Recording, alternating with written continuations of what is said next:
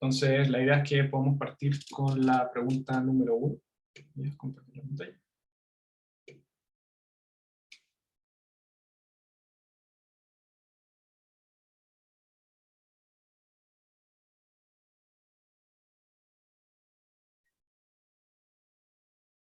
Está funcionando.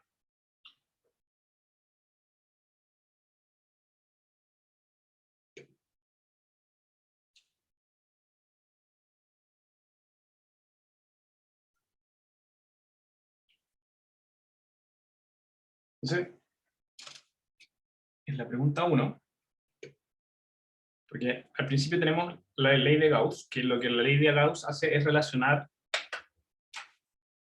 el campo que atraviesa una superficie y lo calcula a través de hacer un producto punto entre la normal de la superficie y el campo.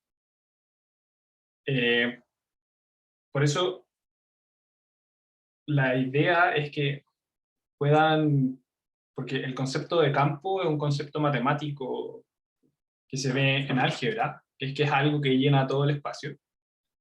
Y en este caso se usa principalmente para campos vectoriales, que son campos que tienen como flechas, que son flechas que tienen dirección, sentido y magnitud, como la gravedad, que es una fuerza. Entonces, en este caso teníamos como muchas flechas en muchos lugares, y esas flechas cruzan una superficie, que es la superficie que nosotros nos definimos para calcularlo, y calculamos el campo que cruza esa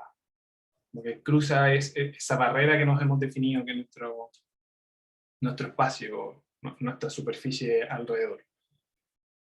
En este caso vamos a trabajar con figuras geométricas simples de densidad constante, porque para que podamos tener densidades y superficies que sean fáciles de integrar, que sean conocidas. En este caso, hay que recordar que existen los diferenciales de volumen y los diferenciales de superficie, además de los diferenciales lineales, que tenemos, por ejemplo, son 3 tipos de diferenciales. Tenemos un dl, ds, y diferenciales de volumen. En general los dl pueden, por ejemplo, en cartesianas pueden ser un dx, un dy o un dz, dependen siempre en una dirección. Pero en otras componentes no, por ejemplo, de ρ o de r, si estamos en cilíndrica, también es un diferencial lineal, se refiere solo al radio. Y en cambio los diferenciales de superficie ya, en este caso, están combinados, por ejemplo, un dx con un dy, o un dy con un dz, cualquiera, en este caso en cartesianas, por ejemplo, eso es un plano. Pero en cilíndricas tenemos otras superficies, que son las superficies de las tapas del cilindro, que en este caso, por ejemplo, sería R de R, si no me equivoco. No, es solo de R. Y tenemos un teta. Entonces, claro, tenemos un DR, tenemos un teta, también podemos tener un RR, un teta, o también podemos tener, por ejemplo, otra superficie, que en este caso es la tapa de arriba, pero si tenemos la cara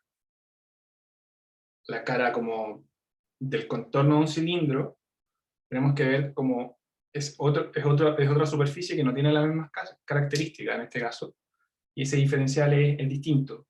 Y ese diferencial sería el alto, o sea, tendremos el de z, y lo que corre alrededor, que eso es de teta. Entonces, de teta, de z, o de h también a veces se le conoce, y aquí este lleva también un r, cuadrado, pi r cuadrado. Los diferenciales están en todos lados, y lo ideal es que se los sepan. A veces puede ser medio difícil sabérselo, en cartesiana es de x, de y, de z, no es muy difícil, pero en esférica ya comienzan a complicarse y, bueno, si no se los aprenden, de repente se pueden necesitar, pero se pueden pedir, son medio complicados. Por ejemplo, en la P1 la idea es calcular la gravedad de un punto P alejado una distancia r del centro de una esfera de radio r grande y de densidad ρ. Entonces, lo primero que tenemos que recordar es que podemos usar la ley de Gauss, como dijo la profe, y encerrar la esfera dentro de, y en este caso, por ejemplo, tendríamos nuestra esfera y nosotros nos encontramos a una distancia arbitraria, en este caso, por ejemplo, aquí tenemos nuestra esferita, y nosotros nos encontramos a una distancia mucho mayor, en un punto P, por ejemplo ahí, ese es nuestro punto P. Y la esfera que tiene masa es esa, que está al centro.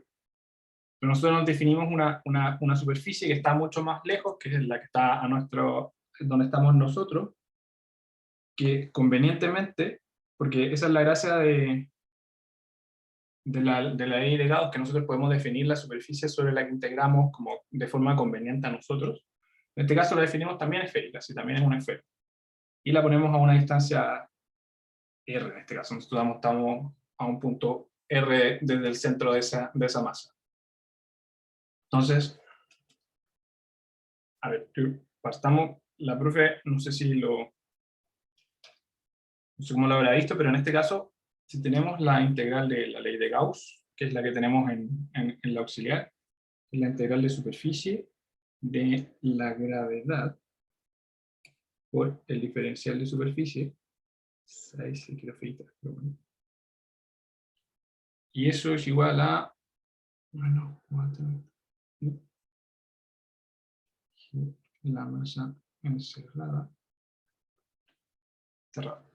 Entonces, lo primero que tenemos que visualizar es el diferencial de superficie que vamos a tener. Si estamos en una esfera, vamos a tener que utilizar el diferencial de superficie esférico para la superficie de una esfera. Que ese es conocido y es...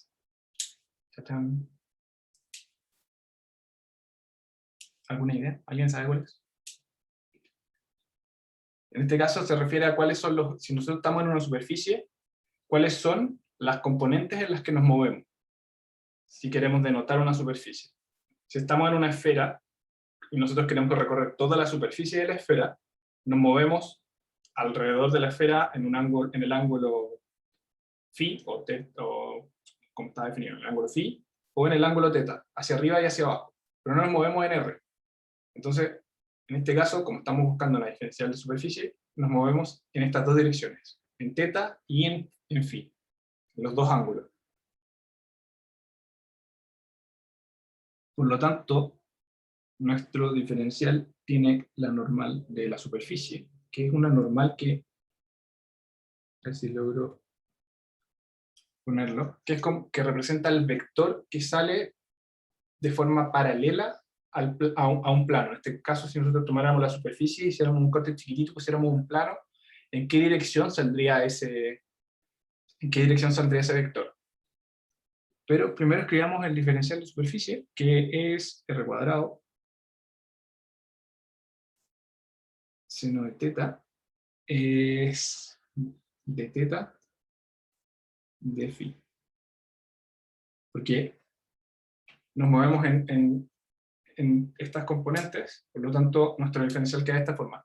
Cada diferencial, en este caso, por ejemplo, si nosotros buscamos el diferencial de teta en esférica, de la componente teta, es una cosa, tiene un valor, acabo de olvidarlo, sinceramente le digo,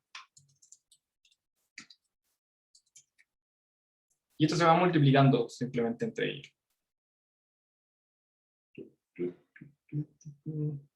Los he olvidado por alguna razón.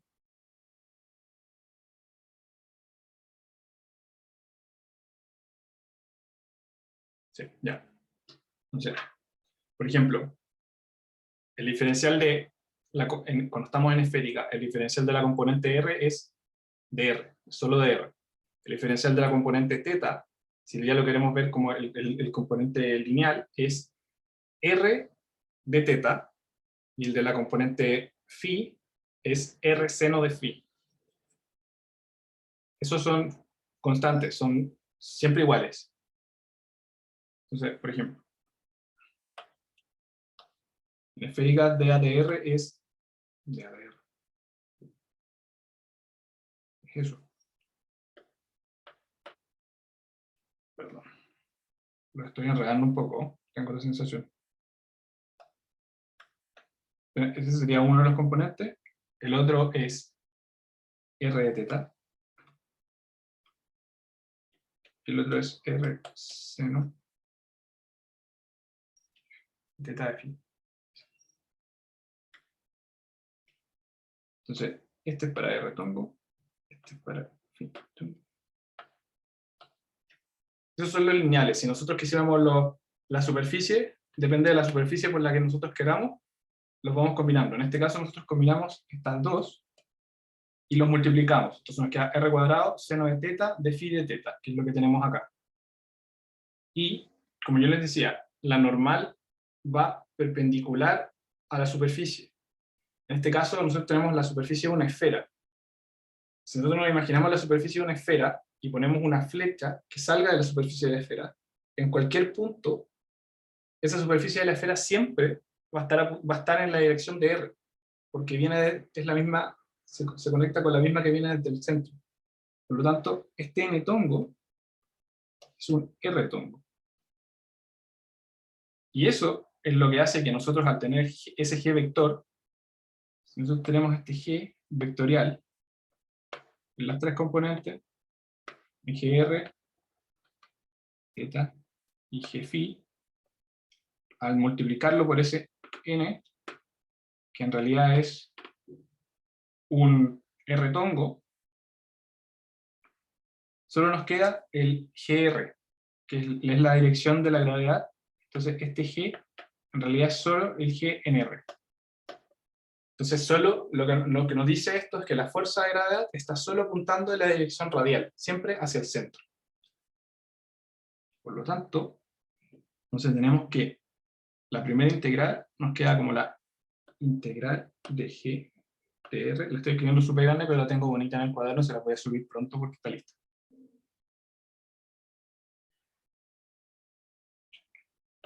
R cuadrado seno de teta de phi de teta. Y eso es igual a lo que sale acá, que es menos 4m, 4 pi gm cerrado.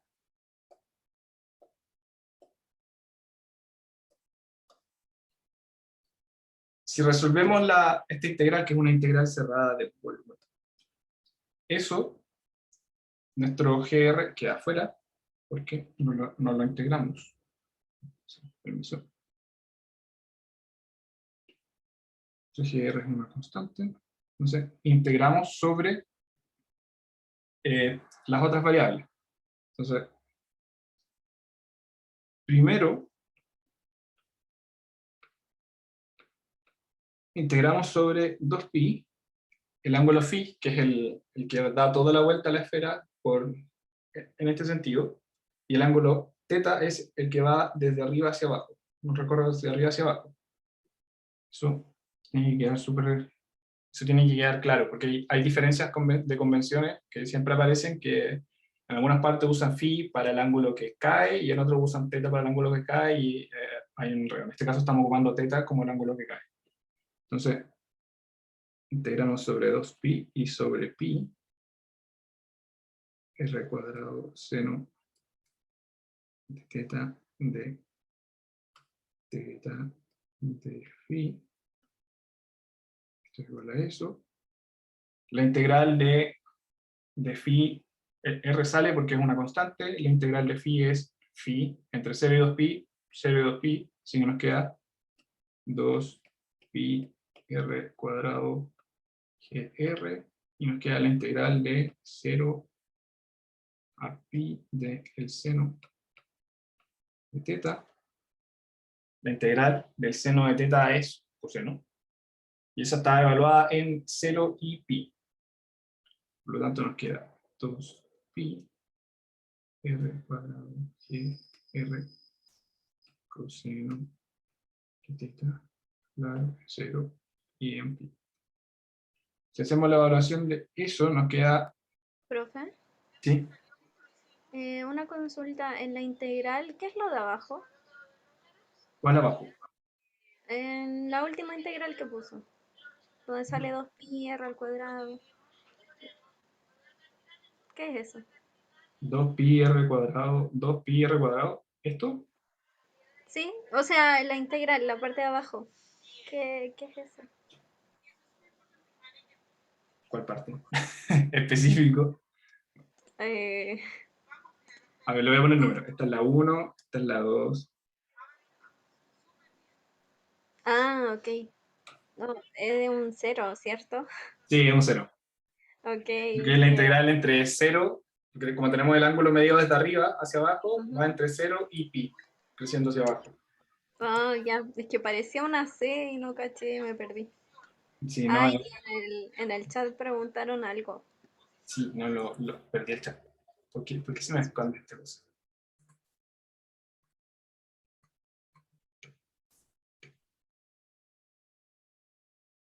Ya.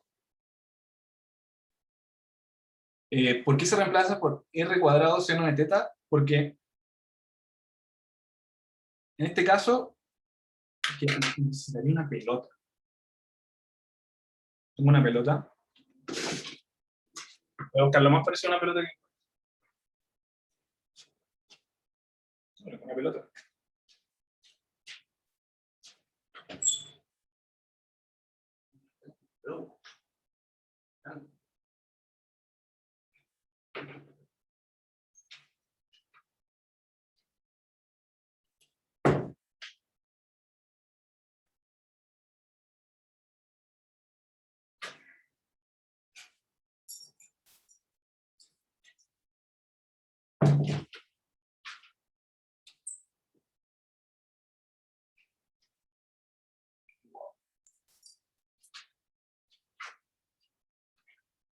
Ok. Esto es lo más esférico que encontré. Y es una pokebola.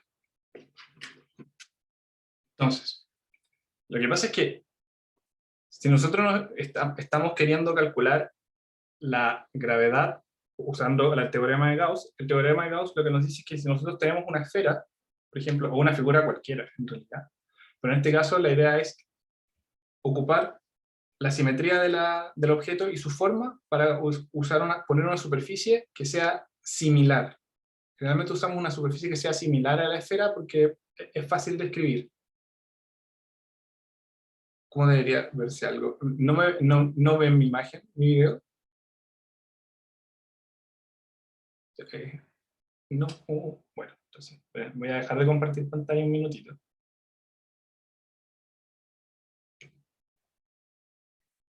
A ver si me ven. Tengo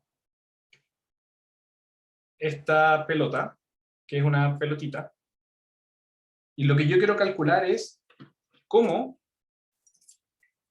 sobre la superficie de la pelota varía, es un diferencial de superficie. Se lo voy a dibujar en la pelotita acá. Por ejemplo, tomo la pelotita y le dibujo un cuadrado encima. Y ese cuadrado, la idea es que sea infinitamente pequeño, pero es una superficie esférica, entonces no es un cuadrado. Yo no puedo decir que lo que varía en un lado, si yo tomo una superficie, es delta x, porque esto no es delta x, porque yo no me estoy moviendo en x, me estoy moviendo sobre la superficie de una esfera. Entonces, ¿cómo me estoy moviendo sobre la superficie de una esfera? Cuando uno define las coordenadas esféricas, define el radio, el ángulo que gira abajo y el ángulo que cae. Entonces tenemos los tres ángulos que definen nuestras coordenadas esféricas. R, el radio, el que va abajo, este es phi, nuestro phi, y nuestro teta, que es el ángulo que cae. Entonces, si yo me muevo sobre la superficie de una esfera, no me estoy moviendo en R, porque estoy ocupando la superficie para la que R es fijo, pero sí me estoy moviendo en los otros dos. Entonces, los diferenciales, ¿cuánto yo me muevo? Si yo me muevo un poquitito en ese ángulo, en derivada, el diferencial con respecto al ángulo teta, cuando yo bajo, es R de teta. Y el ángulo, cuando yo me muevo en esta dirección, como en el ángulo phi, que es el que hace el 2pi, el giro completo, cuando yo me muevo en ese ángulo, el diferencial de ese ángulo es r seno de teta, de phi. Entonces lo que yo intento hacer es ver esta pequeña superficie que existe, yo la hago súper chiquitita con de teta y de phi, y pongo, y calculo, y yo sé que su diferencial es ese. Y esos diferenciales están calculados. En este caso, por ejemplo, esto es una cosa medianamente cilíndrica. Si yo tengo un cilindro y quiero calcular cuánto me muevo, si me muevo sobre la cara de este lado, cambio las coordenadas. Aquí yo tengo otro sistema de coordenadas, tengo coordenadas cilíndricas. Entonces voy a tener un radio, una altura, y también un ángulo que gira sobre, que hace el giro, que es ese, en este caso también es teta. Como, ahí es distinto, en la esférica es teta el que cae, en el cilíndrica teta es el que hace el giro completo. Y si yo quiero calcular cuánto me muevo un poquito para el lado, no me estoy moviendo en, por ejemplo, si yo quisiera calcular, por ejemplo,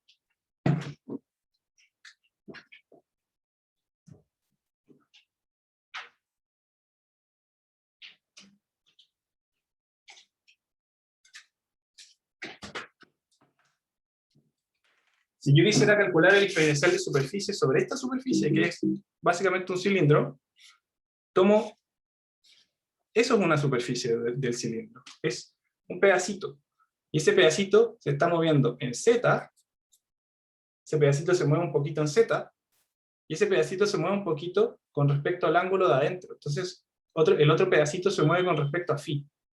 Entonces yo voy a tener un dz y un d, voy a tener algo así, un dz y un d phi. Porque no me estoy moviendo en R al recorrer esta superficie.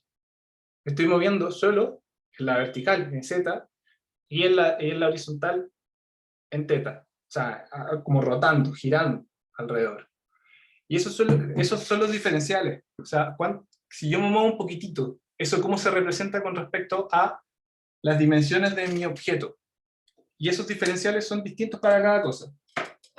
Entonces, si yo quiero calcular el diferencial de superficie de la esfera, yo estoy en este momento fijo en R, pero me muevo en los dos ángulos que respetan. Y el diferencial de teta de uno de los ángulos es r de teta, y el diferencial de phi, que es el otro ángulo, es r seno de teta de phi. Por lo tanto, si yo quiero el ds, es la multiplicación de esos dos ángulos. Si yo, por ejemplo, quisiera un corte y me moviera con respecto a r, ya ahí ya no ocupa, el diferencial sería distinto. Y eso pasa en el caso del cilindro. Si yo tomo las caras de arriba de un cilindro, el diferencial cambia, porque ahí yo no me estoy moviendo en altura. La altura es fija, pero sí me estoy moviendo con respecto a teta, y también tengo un caso lo vamos a ver después, tengo un caso ahí de una tapa. Ese diferencial cambia. No sé si se entiende un poco más.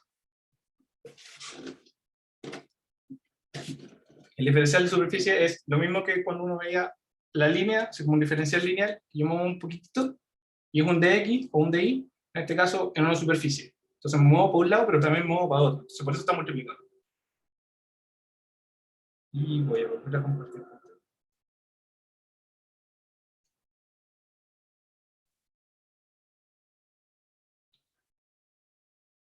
Por eso, al multiplicar, como acá los tenía, multiplico estos dos en este caso, porque yo me muevo en los dos ángulos. Entonces, me muevo en estos dos ángulos, por lo tanto los multiplico para obtener una superficie, porque un lado por un lado, el área. Y ese es el ds que reemplazo ahí. Y él, por lo general, o sea, no es por lo general, como usamos la regla de la mano derecha, si yo me moví en si yo tengo el diferencial de esta dirección, tengo el diferencial de esta dirección que me define la superficie, el otro diferencial me va a definir la normal. Y eso es para siempre, para todo. Siempre usamos la regla de la mano derecha. Si yo uso una superficie en cartesianas, por ejemplo, y yo me muevo, defino un plano que es un poquito en X, o sea, de X, un poquito en Z, de Z, o claro, un poquito en Z, un poquito en X, ¿cuál va a ser su normal? Su normal va a estar en Y, porque va a estar perpendicular a eso. Y si yo uso de X de X de Y, va a estar en Z. Si uso de Z de Y, va a estar en X. Y eso funciona siempre. Y en esféricas, la misma cuestión. Si yo me muevo en teta y en phi, la normal en este caso está en R, porque es el otro ángulo que queda, que es el único que queda perpendicular.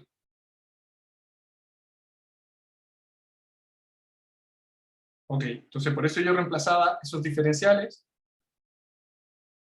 Le podría hacer una tablita a los diferenciales para que la tengan por si acaso. Porque, es práctico acordarse de eso.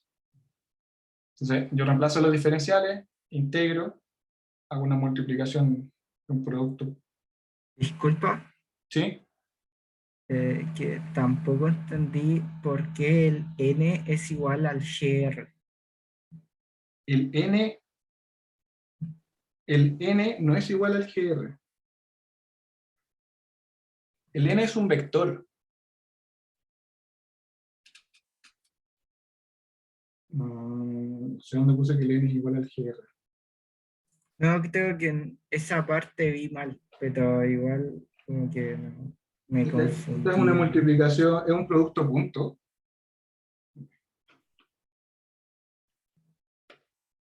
Por n. Profe, esto que está haciendo una demostración. No, de hecho es resolver el problema de la esfera utilizando el teorema de Gauss. Ah, Calculando la gravedad directa de una esfera de densidad homogénea en un punto cualquiera del espacio utilizando Gauss.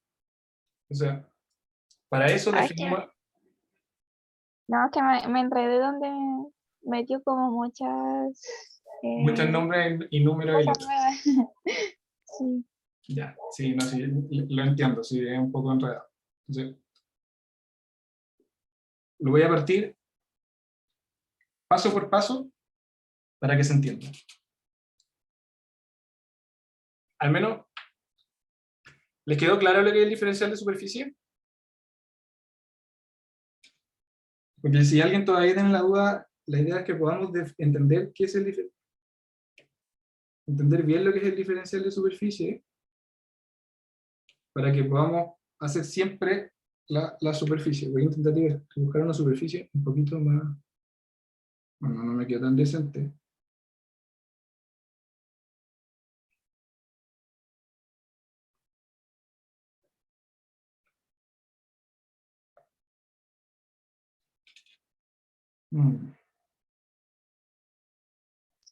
Pero, ¿qué problema está resolviendo? Es que de verdad estoy súper perdida. Lo que pasa es que la profe me dijo que ustedes habían visto esto, pero que era como resolver el problema de la pregunta 1 de la esfera. Entonces, si me dan un segundito, les dibujo esto más decente.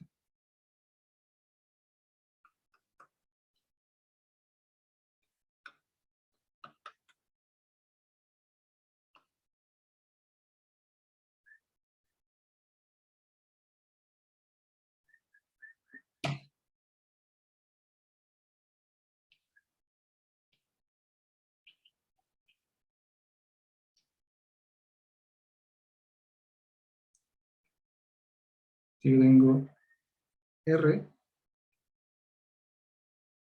el ángulo que cae, en este caso, es θ.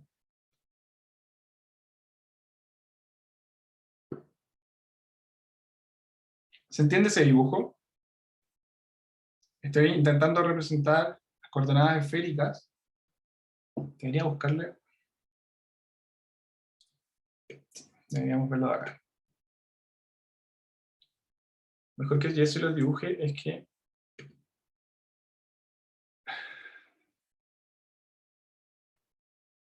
lo veamos de acá. Ok. ¿Todos ven esta imagen? Pues le estoy compartiendo pantalla. Acá. Estamos viendo todo, ¿cierto? Las coordenadas esféricas. ¿Sí? Ya. Entonces, ¿a qué es lo que me refiero? Tenemos este θ que rota, ese phi, y el phi que cae y el r. Esas son nuestras coordenadas. Si nosotros nos movemos sobre la superficie de la esfera, un poquitito, queremos calcular un pedacito pequeño de la superficie de la esfera, que sería nuestro diferencial de superficie, que es el ds,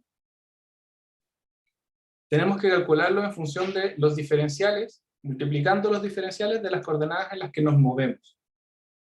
Si nosotros estamos sobre una esfera y nos movemos en una dirección, como estamos sobre la superficie, no nos movemos en la dirección R, porque la dirección R no cambia en este caso. La dirección R siempre es fija, la esfera tiene un radio fijo. Nosotros caminamos sobre esa esfera, ¿no? O nos movemos, nos estaríamos moviendo, por ejemplo, si bajamos un poquito, que sería nuestro d θ, nos estaríamos moviendo en d θ, y si nos movemos un poco hacia, como en una longitud, o sea, como hacia el lado, nos estaríamos moviendo un poquito en d φ.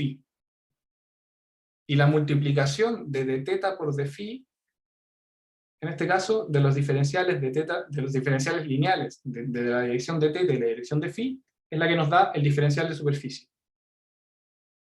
¿Se entendió eso?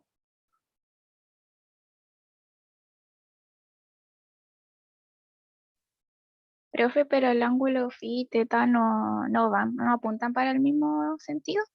No apunta por el mismo sentido. El ángulo θ es el ángulo que uno mide desde arriba hacia abajo, ¿no? Por ejemplo, en la Tierra eso es como la latitud. Si uno la midiera desde arriba hacia abajo, mediría 0, por ejemplo, en el norte y 180 en el sur, sería como esa latitud. Entonces uno la va recorriendo de a poquito. Y phi sería como la longitud, la que uno mide desde un punto arbitrario en un lado y se va moviendo un poco.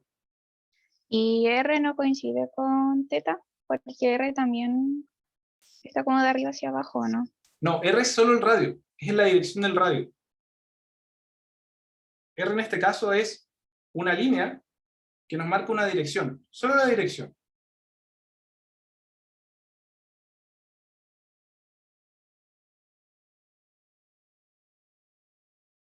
¿No se entiende? Si se entiende cuál es la dirección de R. Por ejemplo, si tú estás de pie, tu dirección R es la que va apuntando hacia el centro de la Tierra. Pero si tú te mueves sobre la superficie, siempre apunta hacia el centro de la Tierra. Y en este caso, no, cuando estamos sobre la superficie, una esfera no varía porque nosotros mantenemos ese R fijo. Y lo que les decía es que esto está siempre, siempre está en Wikipedia.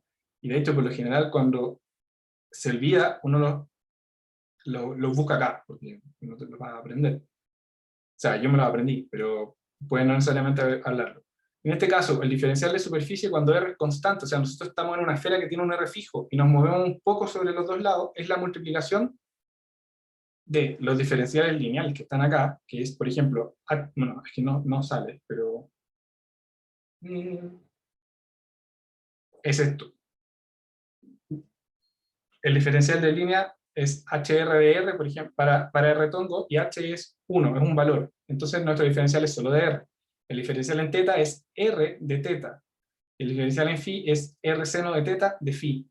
Esos son los diferenciales lineales, y esos son constantes. Si nosotros queremos el diferencial de superficie, en este caso nuestro R es constante y queremos el de superficie, cuando nos movemos sobre un R constante, que sería la superficie de una esfera, y es la multiplicación de los dos. Entonces nos queda R cuadrado seno de θ de phi. Si nos moviéramos en alguna, dejáramos una de las otras constantes, cambiaría. Sería la multiplicación de los otros dos. ¿Ahora se entiende un poco más? ¿O no? Es que vi una imagen y entendí como que teta es como si fuera el eje Z, y R el eje X y el otro el Y. Y por eso se saca trigonometría, ¿o no? Sí, se saca trigonometría, pero claro, aquí nuestros ejes no son, nuestros ejes, como estamos trabajando en esférica, nuestros ejes ya no son X y Z, sino que son R, el ángulo, y el otro ángulo. Ah, ya entendí. Entonces ahí cambian nuestros valores, cambian nuestras diferenciales y cambian nuestras cosas. El álgebra es la misma, solo cambia. Entonces en vez de poner, por ejemplo, para el diferencial de superficie de X de Y, nuestro diferencial de superficie es alguno de estos tres. R cuadrado seno de θ, R seno, R de R y el diferencial. Y eso pasa siempre. Una consulta, ¿siempre se va a dar que hay al menos un componente constante? Sí. Sí, si tú estás si tú estás haciendo el diferencial de superficie de algo, siempre una de las componentes va a ser constante. Ok, gracias. Si está en la superficie, es R. Y por lo general, en estos casos, en los problemas de Gauss, siempre, cuando es esféricas, es constante en R.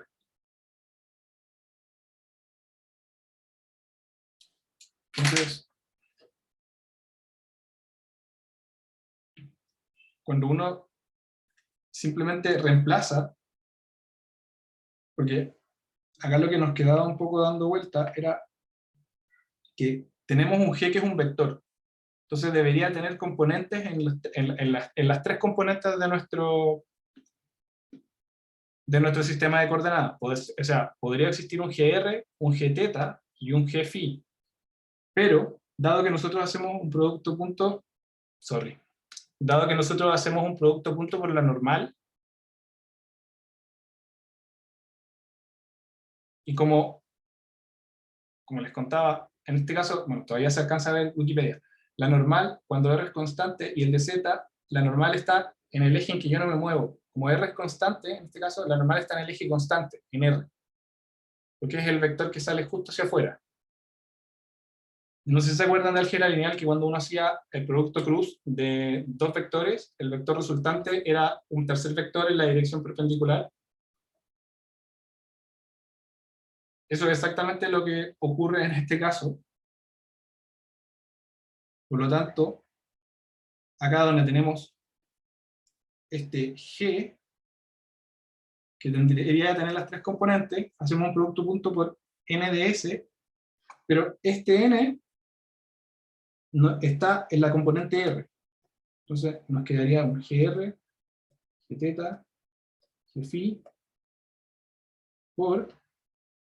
Esto está como escrito en cada uno de los componentes. GR, R tongo, θ tongo, y tongo. Y este de S está en R tongo, y al hacer el producto punto de R tongo por R tongo es 1, y el de θ tongo por R tongo es 0, y el de Φ tongo por R tongo también es 0. Por eso esto nos queda así.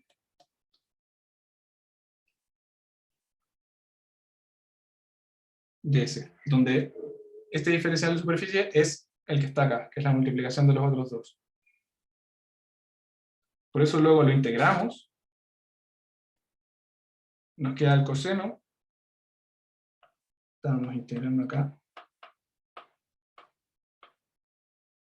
El coseno de pi es menos 1, el coseno de 0 es, el coseno de pi es menos 1, menos el coseno de 0, que es 1. Entonces, esto nos queda menos 2, entonces nos queda menos 4, pi r cuadrado gr. Y eso, dijimos que...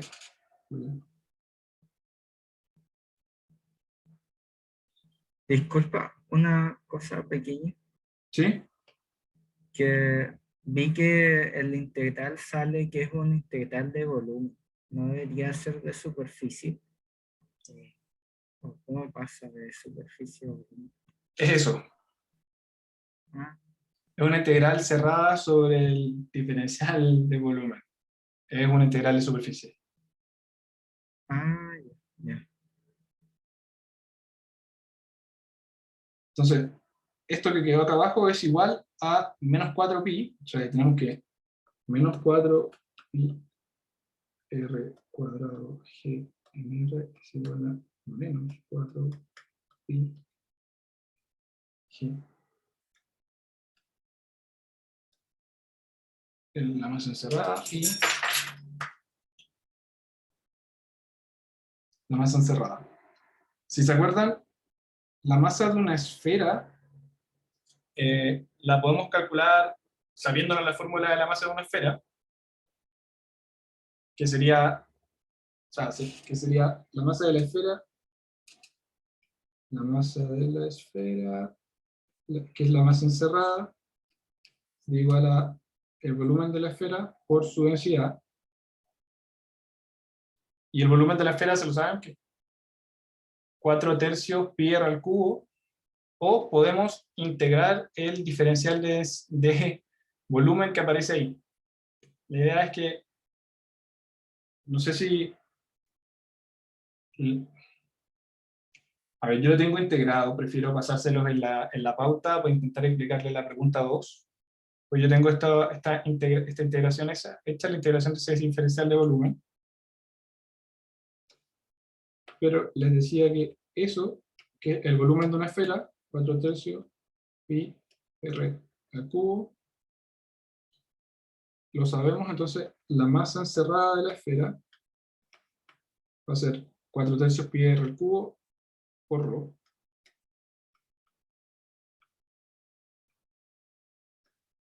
Y eso al reemplazarlo arriba nos queda menos 4 pi.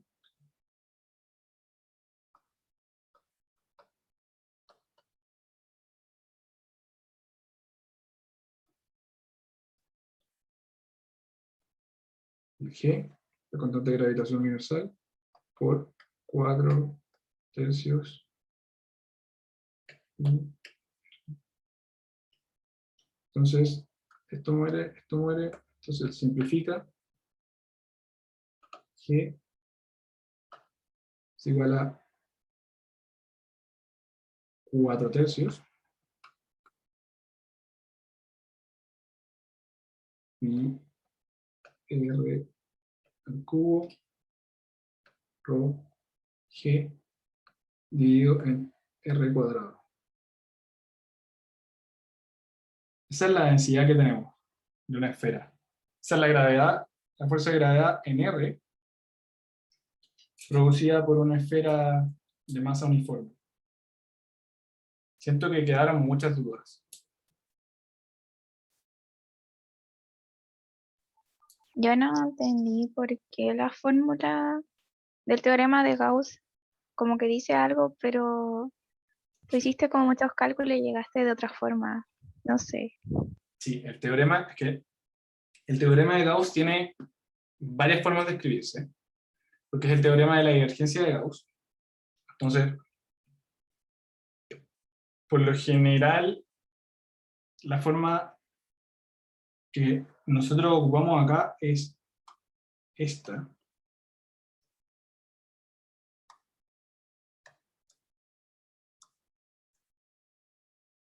La primera parte es esa, ¿cierto? Por la segunda parte son constantes. Lo que pasa es que S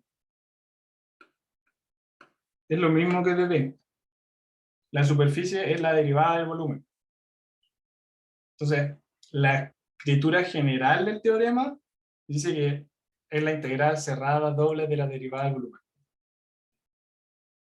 Es solo una equivalencia, en este caso. Entonces, cuando yo lo escribí como con la integral de S o la integral cerrada de la derivada del volumen, significa lo mismo. Si eso los confundió, discúlpenme.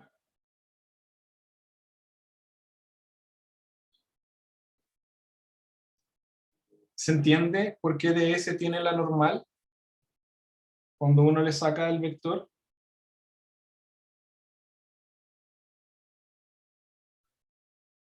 Me enredé, profe. Ok, pero pregunten, no se preocupen. La pauta está, va a estar. Pregunten conceptos, que eso es lo importante.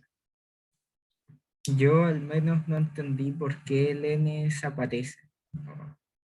Ya.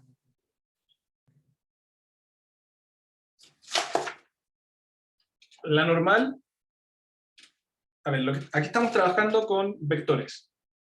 Todos son vectores. En este caso, el G es un vector y el ds también es un vector. Y ambos tienen, en este caso, tienen los elementos en las tres coordenadas de nuestro sistema de coordenadas que estamos usando. En este caso es phi. Por lo tanto, deberían tener elementos en R, en θ y en phi. ¿Se entiende ahí? Vamos. Hasta ahí sí. Ya. Entonces, escribamos primero G, vector. Si yo lo escribo como vector, como matricial, como si fuera un vector grande, voy a tener un G en la componente R, que va a estar en la dirección R tongo, un G que va a estar en la componente θ, que va a estar en la dirección θ tongo, y un G en la componente phi en la dirección phi tongo. Eso es algebraico, no quiere decir que exista, sino que deberían estar.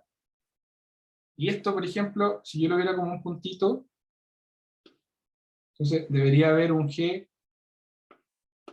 un GR, un para allá, un Gθ, y en la otra dirección, que sería como saliendo, así como saliendo, debería haber un Gφ.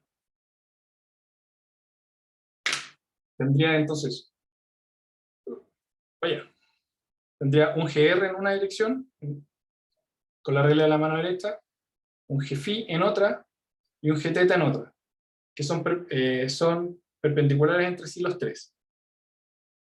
¿Se entiende eso? Si alguien no lo entiende, Sí. pregunto. Ok. Ese es G. Vamos por ese. ds es el vector de superficie. Es raro. Es como la diferencial de superficie, pero como vectorial. Entonces, eso se explica como, por ejemplo, si yo tengo este cuadrado, la superficie es esta, que es la hoja, y el vector que la orienta, el vector que existe, que la define, o sea, que define su dirección, es el que sale perpendicular a ella. Por ejemplo, si yo lo tuviera así, en cartesiana sería x, o sea, perdón, x e y el vector que estaría perpendicular sería el que sería nuestra normal, estaría en componente z. ¿Se entiende esto?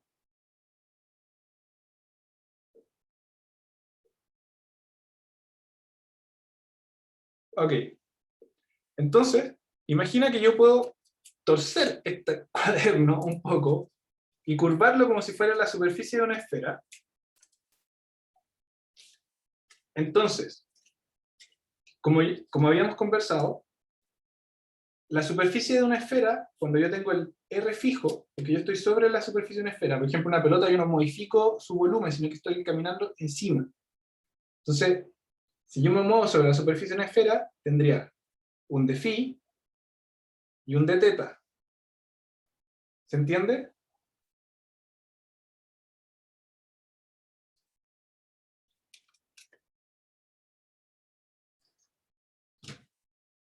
Ok, entonces, imagínense que esto está curvado, porque entonces nosotros tenemos un de phi y un de teta, y el de S, los valores van a ser eso, pero la normal vectorial que la define es la que sale perpendicular a ello. ¿Y qué es perpendicular a de phi y de teta? Es R, en coordenadas esféricas, porque va con respecto al radio, va es como una flecha que sale de ahí, pero si tú la extiendes hacia el otro lado, llega al centro de nuestro sistema de coordenadas. Por eso, esa normal existe, y esa es la normal que define vectorialmente dónde está el diferencial de superficie. Entonces, cuando nosotros tenemos el ds con gorrito, este ds con gorrito se escribe como la normal por el ds ya no vectorial, sino que lo compone. En este caso, ya vimos que cuando el diferencial está en coordenadas esféricas y es el R es constante, el diferencial de superficie que corresponde en este caso es eso es R cuadrado seno de teta de phi. ¿Se entiende eso?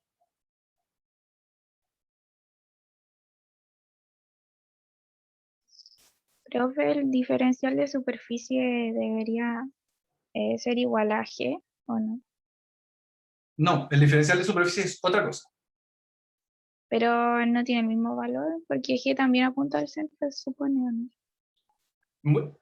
Esa es la lógica, pero están multiplicados. ¿Cómo multiplicados? El diferencial de superficie es una cosa, y el G, porque yo les decía, lo que intenta calcular el teorema de Gauss es como el valor de la flechita que cruza esa superficie. Entonces yo tengo mi superficie, que es el ds, y el g es la flechita que lo cruza. Por ejemplo, en la imagen de la ayudantía, o sea, que está en el inicio de la ayudantía, el teorema de Gauss está definido de esa misma forma. Hay como una superficie de algún tipo y unas flechas que lo cruzan. En nuestro caso, nuestra superficie es esférica y lo cruza una flecha, que es la flecha de la gravedad. Y sí, el GR coincide con la dirección de la normal.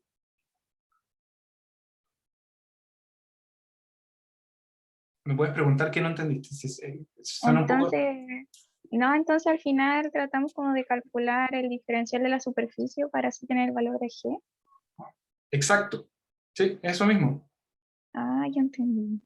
Entonces, como nosotros tenemos el diferencial de superficie, pero y esto está multiplicado por la normal lo único que hace es la dirección.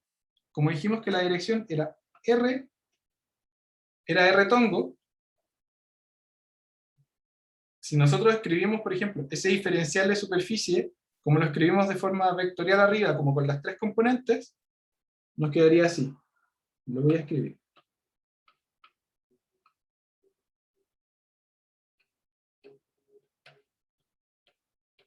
R cuadrado seno de teta de phi en R tongo 0 y 0.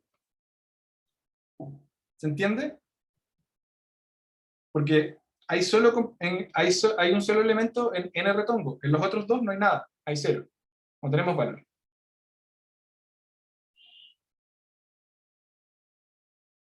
El valor de la normal es R tongo.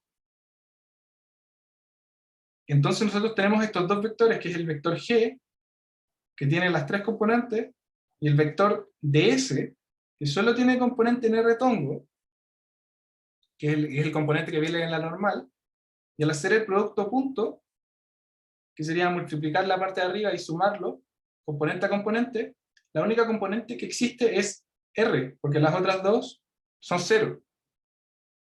Por eso me queda que la multiplicación de G producto punto de ese vector solo es GR por el diferencial.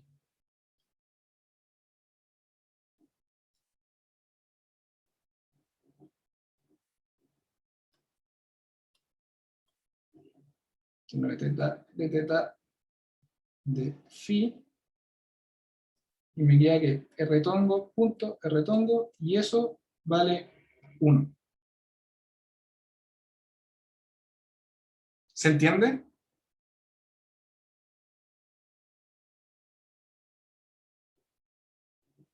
Porque el producto punto de dos vectores que son iguales es 1. Es como la proyección. Eso viene de álgebra lineal. Y claro, como los otros no, son 0, no hay. Los valores se eliminan, entonces ahí, como yo estoy haciendo un producto punto de dos vectores, eso se transforma en un escalar. Y aquí yo debería sumar los otros, pero los otros son 0. Más 0, más 0. Porque no hay nada. Como el desarrollo completo es que yo tengo dos vectores, los multiplico, hago la suma, y eso me debería dar, en este caso, como hay la normal está en solo una componente, da 0. Y después la integro. ¿Se entendió?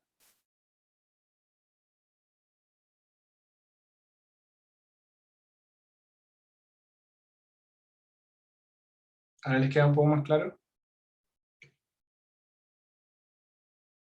Sí, es un poco, el teorema de Gauss es complejo. Es complejo, pero es extremadamente útil. Entonces, ok. Estamos haciendo Gauss, entonces quiero que veamos la P2 utilizando el teorema de Gauss.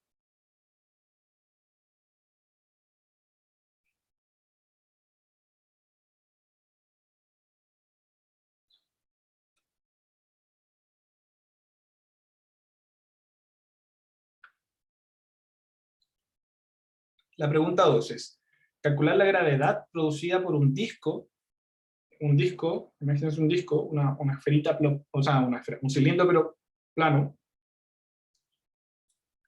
por un disco de grosor H, en un punto a una altura Z sobre la superficie. Entonces, ¿qué significa esto? Es que acá hay un disco,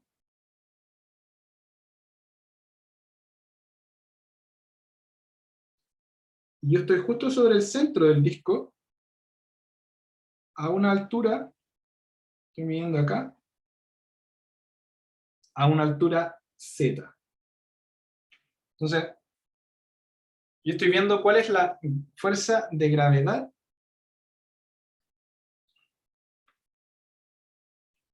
que hay allí, producto del disco. Y el disco tiene una densidad uniforme ρ.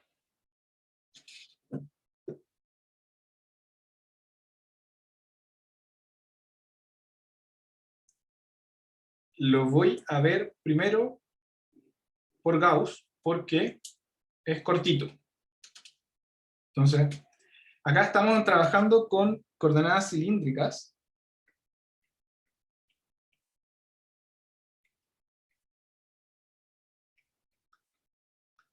Entonces estamos trabajando en un sistema que tiene R,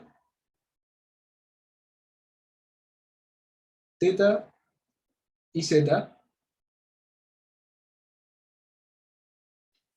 Entonces tenemos el R que sale, el R que es el que gira, esta es la dirección R, esta para arriba es la dirección Z, y el giro es ese ángulo θ. Y en este caso, si uno lo pone ahí, sería como aquí, θ tronco. Entonces, estamos trabajando sobre un disco y con coordenadas cilíndricas. ¿Todo bien hasta ahí?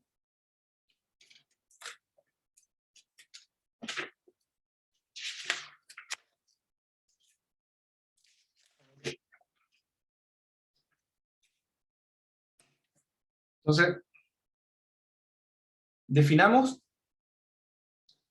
las superficies que yo debería tener en este caso. ¿Cuál sería la superficie que debería existir? ¿Alguna idea?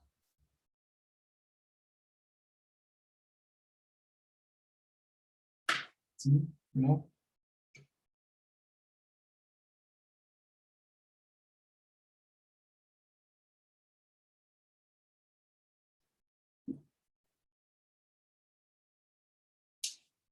En efecto. O sea, nosotros tenemos nuestro disquito, si lo vemos desde el lado, si ponemos una vista lateral, tenemos nuestro disco ahí, y vamos, por ejemplo, a calcular como no voy a dibujar con otro, como una superficie, así como un cilindro más grande.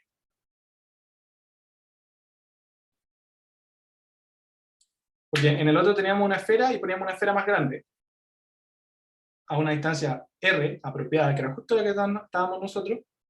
Entonces acá, pongamos un cilindro, si tenemos un disco, pongamos una cosa que sea como un cilindro más grande, justo a la altura en la que estamos nosotros también. Entonces, así como que, ups, justo nosotros estamos sobre esa cara del cilindro, como midiendo. Ahí está nuestro puntito de medición, justo ahí. Entonces, tenemos la tapita de nuestro cilindro ahí arriba.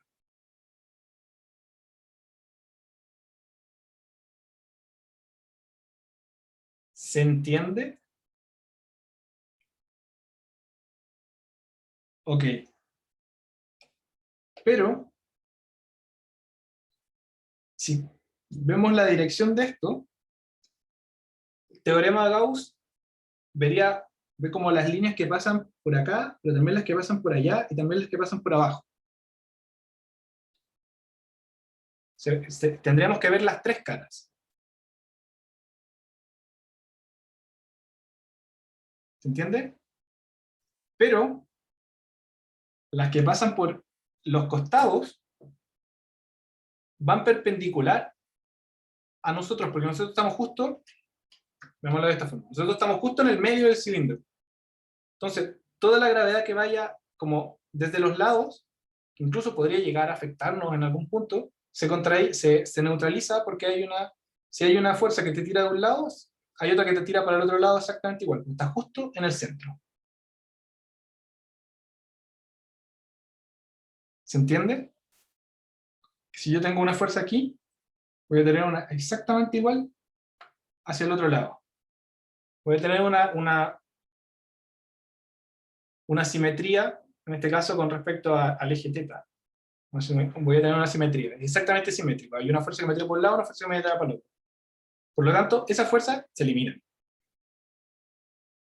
No contribuyen. Además que están en una dirección que no es la mía, están en otra dirección, son perpendiculares y además son simétricas. Esa fuerza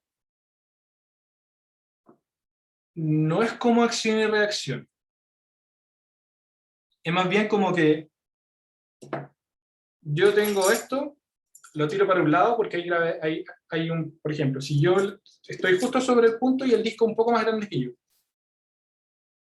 No sé qué efecto, qué cosa práctica puede existir en esa forma, pero si tú tienes una fuerza de gravedad producida por una cosa que está hacia un lado, pero que también está hacia el otro, las dos fuerzas que te tiran para los lados se neutralizan, porque te tiran con la misma fuerza.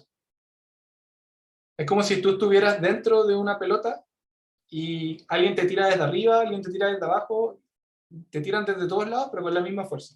Entonces, si tú estás justo en el eje de donde está esa simetría, esas fuerzas se anulan. Y en este caso, además de estar en el eje de la simetría, son perpendiculares, así que no te influyen.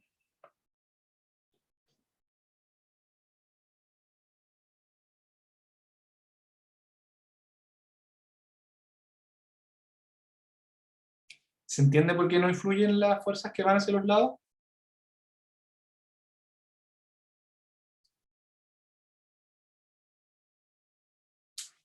Ok. Entonces, nosotros para calcular el mismo teorema de Gauss que tenemos antes, con la masa encerrada, con todo, usamos las dos caras que nos quedan, la tapa de arriba y la tapa de abajo, porque son las únicas que nos contribuyen. Entonces, en este caso, tendríamos que ver primero la cara de arriba,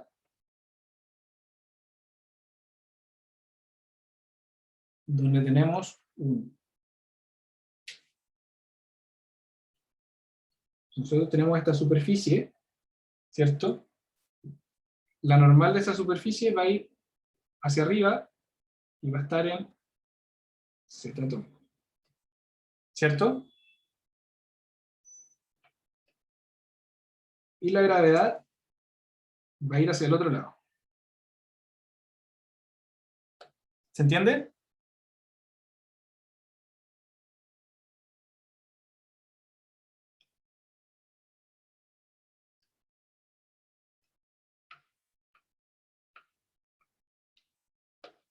En el otro lado va a ser al revés.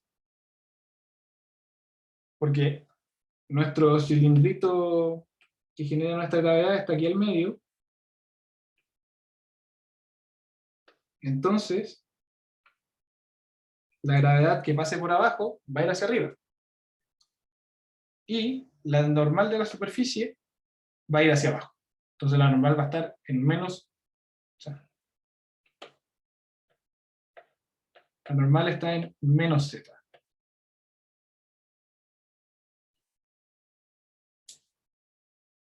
¿Se entiende? ¿Estamos bien hasta acá?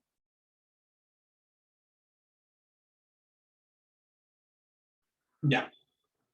Entonces, recordemos que teníamos la integral sobre la superficie, me quedó feita la integral, pero no me duele, de g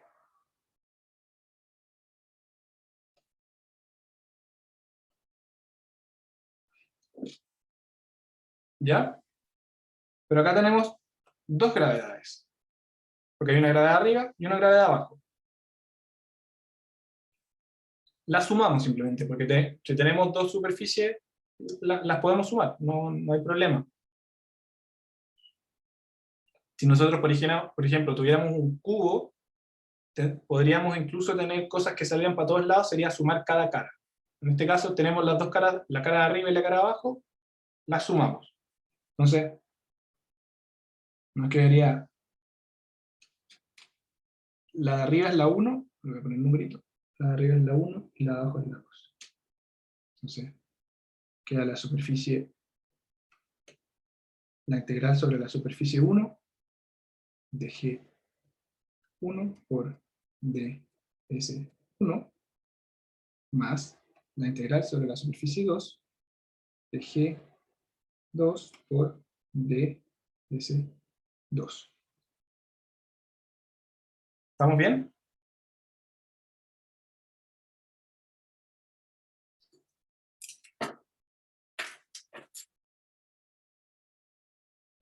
Ok. Pero esas no deberían ser iguales, pero con signo contrario. En efecto, porque acá me comí este. Son iguales con signo contrario. De hecho, eso es lo que venía ahora y se lo iba a preguntar. Pero no son iguales con efecto contrario. No son iguales con efecto contrario. O sea, con el signo contrario yo me refiero. ¿O no? Porque al final las dos superficies son iguales y un cilindro y G también. Claro, pero acá lo que van, los que están opuestos son las normales. ¿Ya? Entonces, si uno se fija, la normal hacia arriba, la normal del 1 es positiva porque va hacia arriba, la normal del 2 es negativa porque va hacia abajo. ¿Cierto? Sí. Pero G1 va hacia abajo. Entonces se suman, en ese caso. Y G2 va hacia arriba, y de hecho, casi. Pongámosle, es que veámoslo con los signos. Ya sabemos que el resultado de esto, al hacer la multiplicación, va a estar en la componente Z, ¿cierto?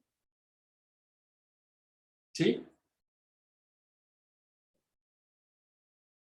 Para que solo trabaje con la componente Z.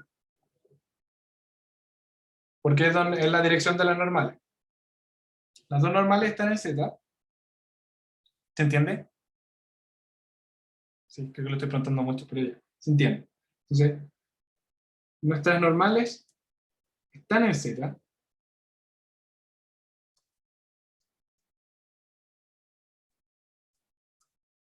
Pero la normal de S1 es positiva y la normal de C2 es negativa. Por lo tanto, esto es... Entonces, la superficie de S1 por...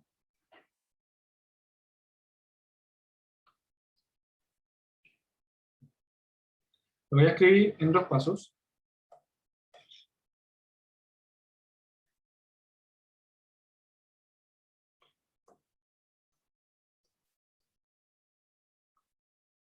Por la normal de menos 2. Entonces, la normal de S2. Lo que les decía, G1, esto es G1, está en Z tonco, y G2 también está en Z tonco, pero en negativo. Uf.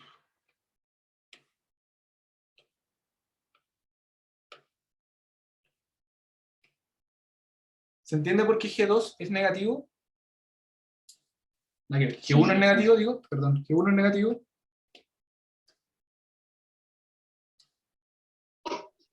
G1 va en Z, pero va hacia abajo, por lo tanto es negativo. ¿Todo eso está bien? Y el otro paso es que tenemos menos G1 z tongo por z tongo de S1, que es la normal de 1, que va hacia arriba, y en el caso 2, tenemos G2 Z, porque va hacia arriba, pero aquí la normal es negativa, porque la normal de la superficie de abajo va hacia abajo. Pues yo siempre estoy viendo como la parte de afuera del cilindro. Como yo estoy viendo la parte de afuera, arriba estoy viendo hacia arriba, y abajo estoy viendo hacia abajo. Y me aparece otro signo menos. Al hacer esa multiplicación, esto es 1, esto bueno, es menos 1, entonces esto me queda como menos la integral de S1, G1 de S1, menos la integral de S2, G2 de S2. ¿Se entiende el álgebra que llegó hasta ahí?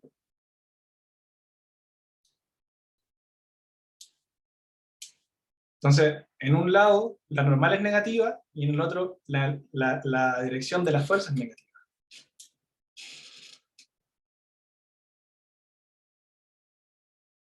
Entonces, deberíamos integrar, ¿cierto? Pero estamos usando el mismo cilindro.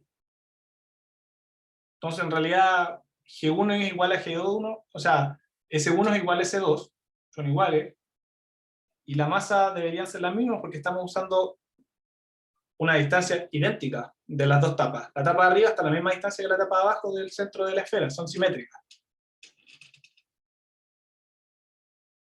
¿Me creyeron eso? Yo lo defino. Yo defino que mi cilindro está centrado en el mismo punto que el otro cilindro y que la tapa de arriba y la tapa de abajo están a la misma distancia. Yo lo definí, nadie me lo va a criticar. Para eso funciona Gauss. Entonces yo digo que, como están a la misma distancia del centro, entonces G1 en módulo va a ser igual a G2 en módulo.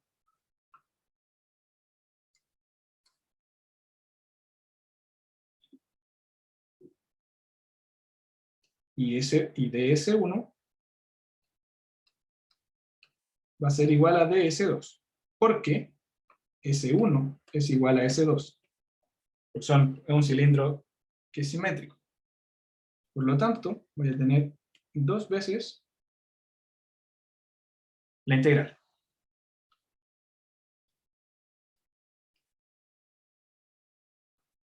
sobre la superficie. Entonces, el G no depende de la superficie.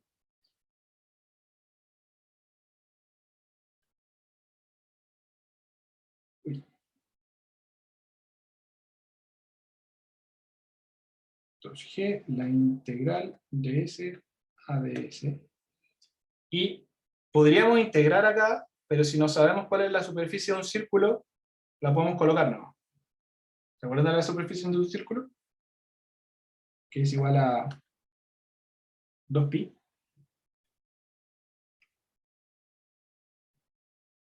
Por R, que sería el radio de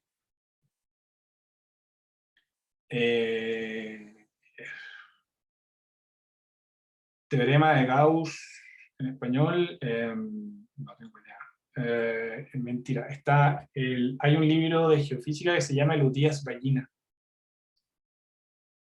con doble L. Y teorema de Gauss está más explicado, más aplicado.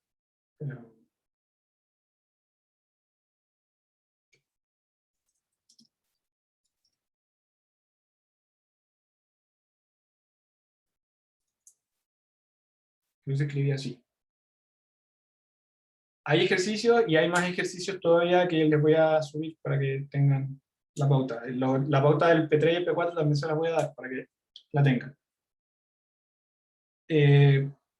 La superficie de un cilindro es 2pi por r cuadrado. Y en este caso habíamos dicho que el disco tenía radio A, así que es 2pi a cuadrado.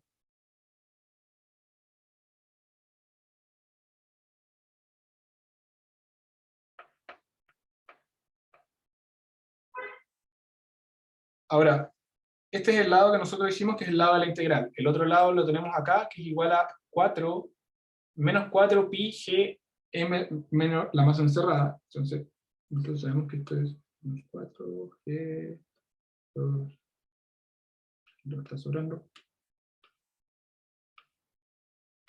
Menos 4.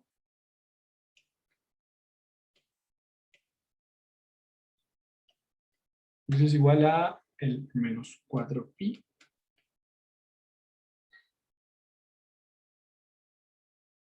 menos 4pi g, la masa encerrada.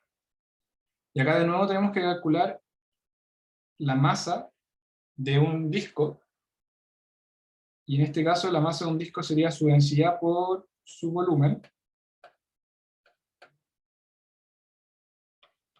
El volumen de un disco es su área por su altura, y en este caso sería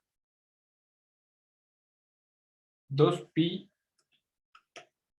al cuadrado por h, que era la altura del disco, y eso al reemplazarlo nos queda que menos 4g pi a cuadrado es igual a lo que teníamos arriba reemplazado, 4pi g por rho 2pi a cuadrado h. Este y este se van con este y este menos 4 se va con este menos 4, y nos queda que la gravedad es 2pi g rho h.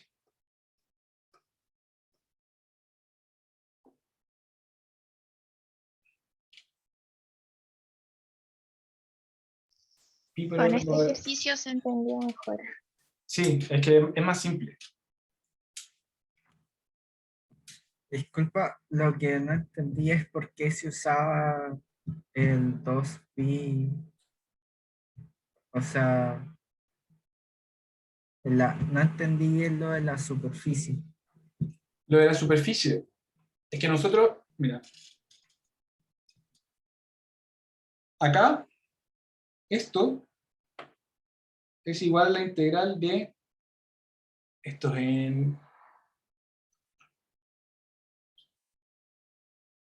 es R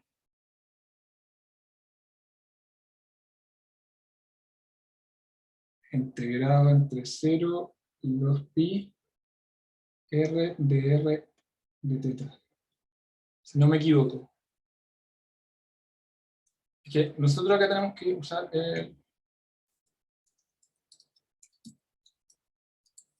las coordenadas. Aquí usamos coordenadas cilíndricas y los diferenciales de las coordenadas cilíndricas son... Sí. Es que S de S es la integral de esto mismo que está acá. Integrado en... Esto va de 0 a A. Entonces, integraríamos de teta con respecto entre 0 y 2pi,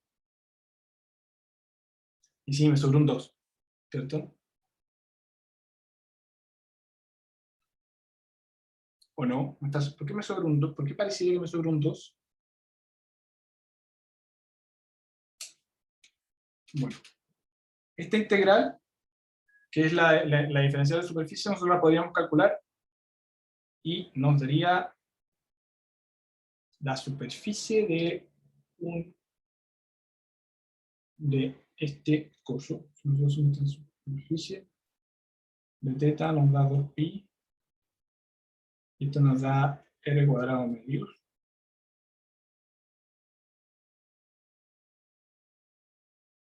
Y esto está entre 0 y a. Entonces nos queda 2pi a cuadrado menos. Sí, es pi a cuadrado. Me comí me sobró un 2.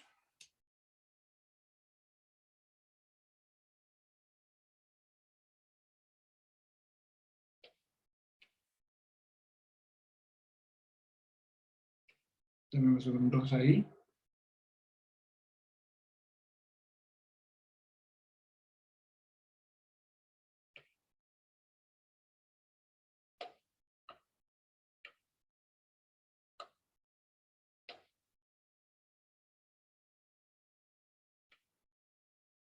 S2 menos 4.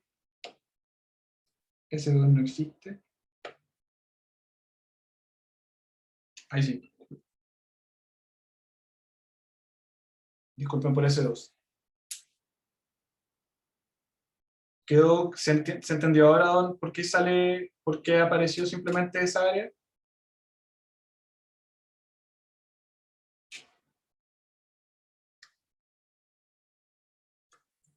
No sé quién había preguntado. Sí, se entendió. Eso, es la misma integral, solo que uno, o sea, como que si uno se sabe la integral de superficie, si uno integra el diferencial de superficie de una superficie, te va a dar el área, y si uno ya se lo sabe, lo coloca. Pero claro, por ejemplo, el de la esfera es difícil saberse, no se sabe de repente el área del volumen de una esfera, o si el cuerpo es medio extraño, de repente uno no se lo sabe. Y ahí hay que entrar a calcular.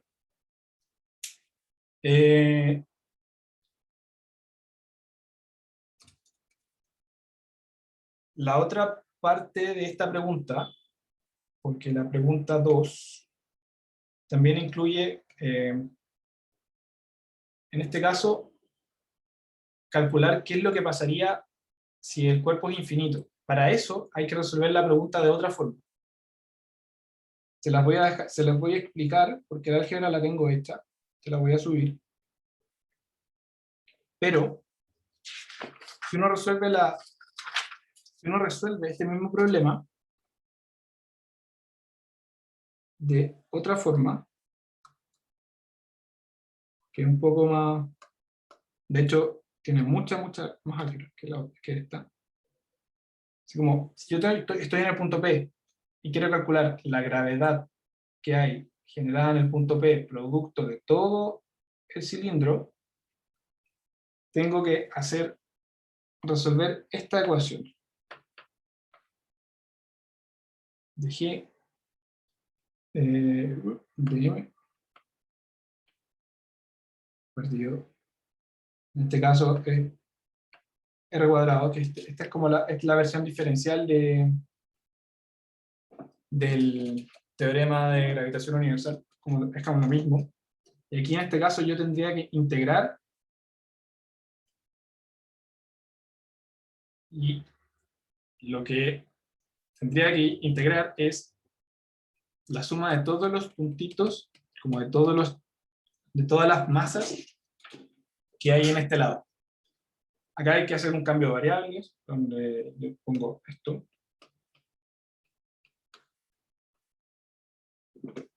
Hay que hacer un cambio de variable, hay que agregar un coseno de teta para el G, y hay que hacer un cambio de variable con respecto a X. Lo tengo en la pauta, tengo la pauta de esto, pero solo quiero comentarles una cosa antes de irnos, que es que me crean que el resultado de esto, si yo lo hago integrando todo, me da esto.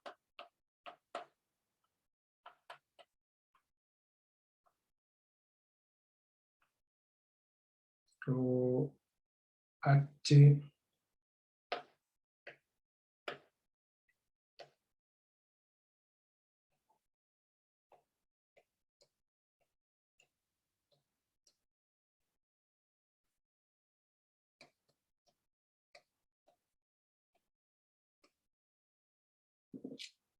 me da esto.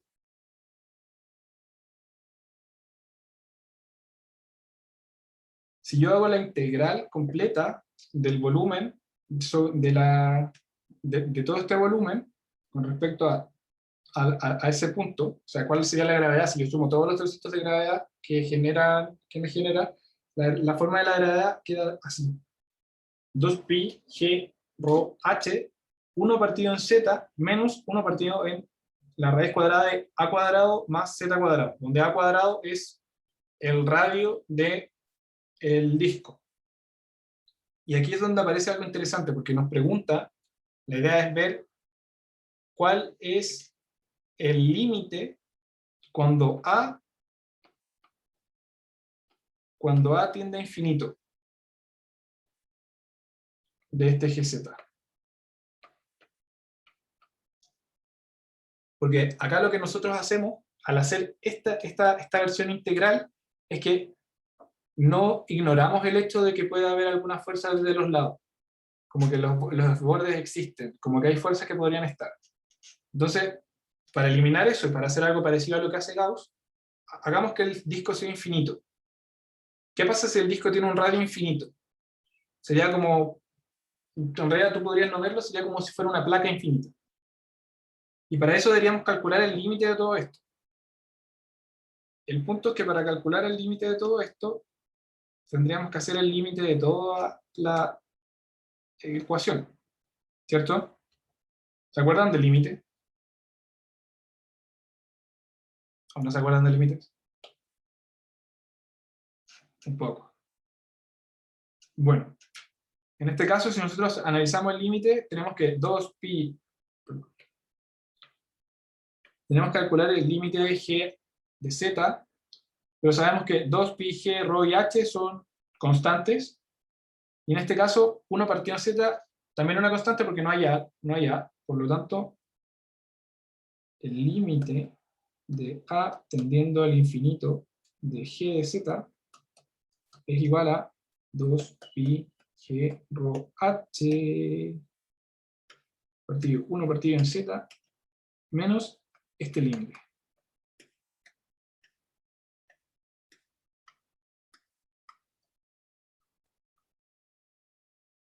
Esto es un z.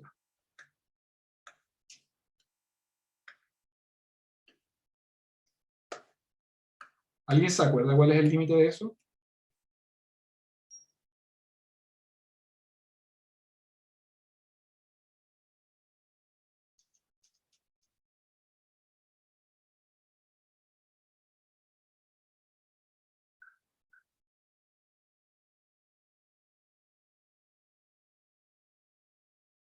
Sí, es 0.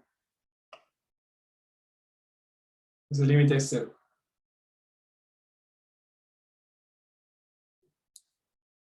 Ese límite es 0.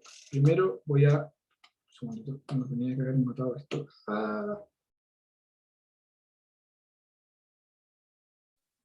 Profe, cuando dice de que un cuerpo es infinito, hace una referencia como a un espacio que puede ser infinito.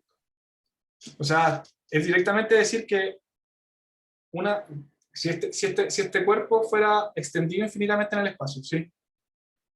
Ah, Y es realmente hacer el límite, es como considerar el límite matemático. Cuando les digan, considere que algo es infinito, es literalmente ponerle límite de esa variable al infinito. y En este ya caso, siempre se hace con el radio. en este caso sí, porque estamos viendo si el radio fuera infinito. ¿Qué pasaría si el disco es infinito? Se refiere a como si fuera el radio infinito. Porque si nosotros lo extendiéramos en grosor, sería como una línea. Ah, ya. Y en realidad no tiene mucho interés. En este caso, bueno, lo tengo escrito, lo que nos queda al final es 2pi g rho h z, porque de hecho ese límite con z me equivoqué. Y esto que da acá, que cuando uno considera el disco tirando infinito, es la corrección de Bouguer. Ya la vieron, creo. Cuando vieron correcciones de aire libre. Entonces, este límite tendiendo al infinito es la corrección de Bouguer. Entonces, si uno considera una placa infinita, es una corrección de Bouguer. Por eso cuando se hacen correcciones de gravedad, no siempre salen muy bonitas, porque uno considera, dice, oh, corrección de Bouguer, y es como, no hay placas infinitas, pero bueno, asumamos que sí. Y el resultado es exactamente el mismo que da en el otro. Les voy a subir la pauta al tiro. Y cualquier duda que tengan, escriban un mail, o escriban un foro, o cualquier cosa. Y si tienen dudas para la próxima clase sobre esto mismo, anótenlas, o las mandan por mail, y si hay varias parecidas, las vemos al tiro en la próxima clase al principio. No sé si les tinca.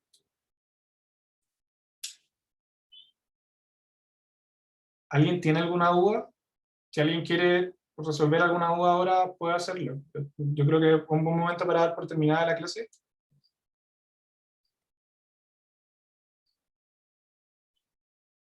Pero si alguien tiene alguna duda o quiere resolver alguna duda todavía, pregunte.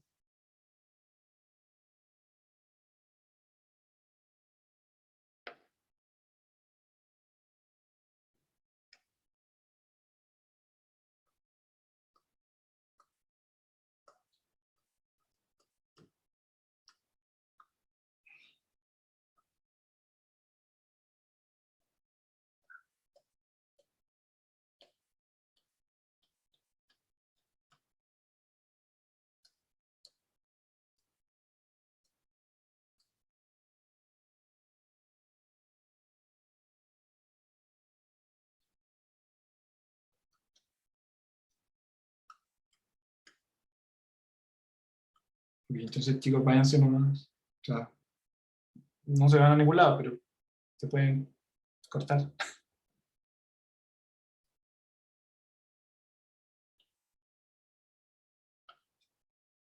Y esto es igual. Estoy escribiendo solo porque puedo. Créanme que esto está hecho bonito en la pauta.